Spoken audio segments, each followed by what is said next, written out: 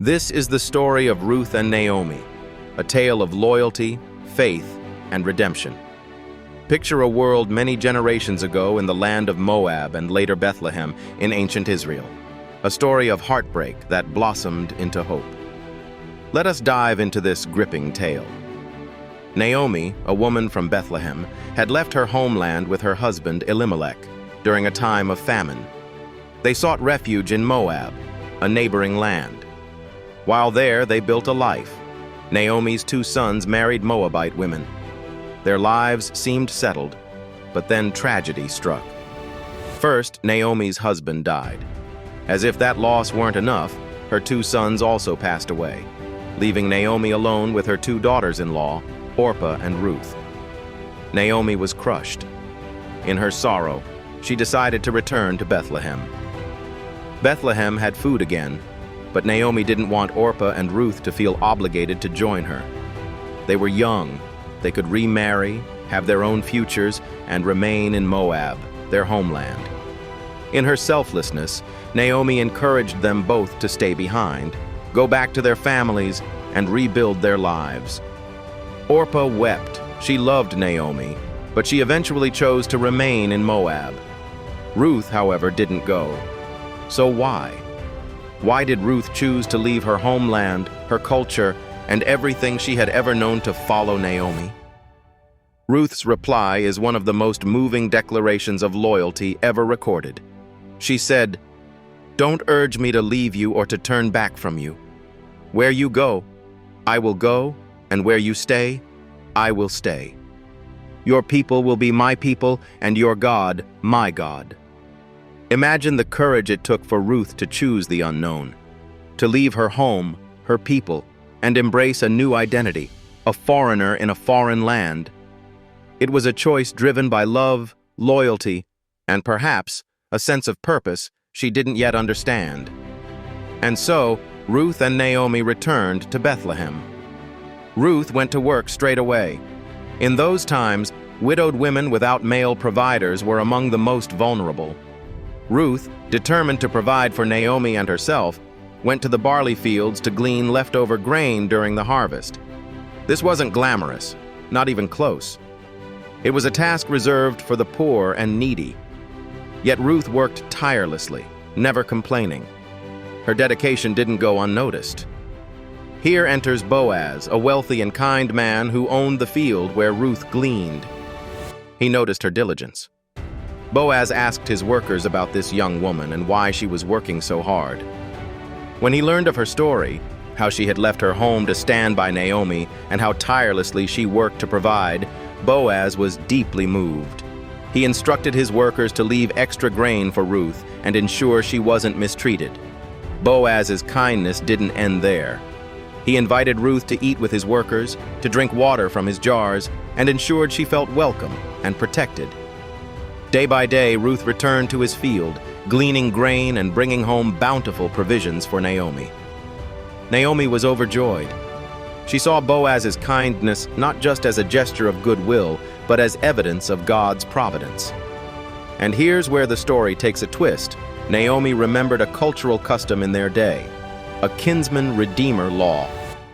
Boaz was a relative of Naomi's late husband, Elimelech. In their culture, a kinsman-redeemer had the duty of helping family members in great need, which could include marrying a widowed relative to ensure the family line continued. Following Naomi's counsel, Ruth approached Boaz one night during the barley harvest. This wasn't a romantic gesture as we might think today. Ruth respectfully presented herself at his feet in a gesture of humility and requested Boaz to be her kinsman-redeemer. Rather than seeing her request as forward or presumptuous, Boaz admired Ruth's loyalty and character even more.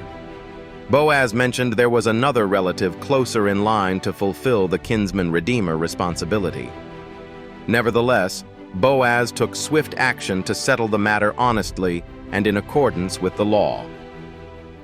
The next day, Boaz approached the town elders and the closer relative.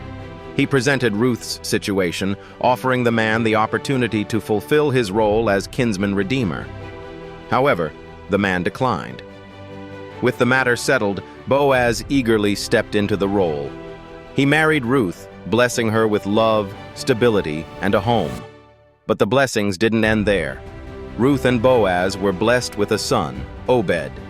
Naomi, once heartbroken and empty, now cradled new hope in her arms, a grandson. And Obed wasn't just any child. He became the grandfather of King David, who was part of the lineage leading to Jesus Christ. Imagine that. A Moabite woman, once an outsider, was grafted into the greatest story ever told, the story of redemption through Jesus Christ. So what lessons can we draw from Ruth and Naomi's story? Firstly, Ruth teaches us the unmeasurable power of loyalty and faith. When Ruth chose to follow Naomi, she didn't know what her future would hold. She only knew that her loyalty to Naomi and faith in Naomi's God were worth the sacrifice. Her decision to align herself with a new faith and path transformed her life and generations after her. What if we practiced such loyalty and faith in our lives, even when the road ahead isn't clear? Secondly, Naomi's transformation reminds us that despair isn't the end of the story. Naomi returned to Bethlehem grieving, even calling herself Mara, which means bitter. But God wasn't finished with her. He had a plan, and Naomi's story turned from bitterness to overflowing joy and blessing. If you're feeling defeated, remember Naomi's story. Sometimes, what feels like the end is only the beginning of something greater. And thirdly, Boaz demonstrates that kindness and integrity are powerful. He didn't just see a foreign woman gleaning in his fields, he saw a person. He extended kindness and protection, seeking not to exploit, but to build up. How often do we look past the surfaces of people we meet? How might our lives and theirs change if we showed kindness as Boaz did? The story of Ruth and Naomi is one of redemption, loyal love, and the assurance that God works in all circumstances, even the bleakest ones, for good. It's a testament that no matter where you're from or what struggles you face, you have a place in God's great plan. And that, my friends, is truly remarkable. Thank you for watching this episode of Bible, where we uncover timeless truths and inspiring stories from the Word of God. If this story touched your heart, make sure to hit like, share it with someone who needs encouragement, and subscribe for more inspiring tales. See you next time. #Bible, #Jesus, #God, #Jews, #Christian, #Christianity, faith.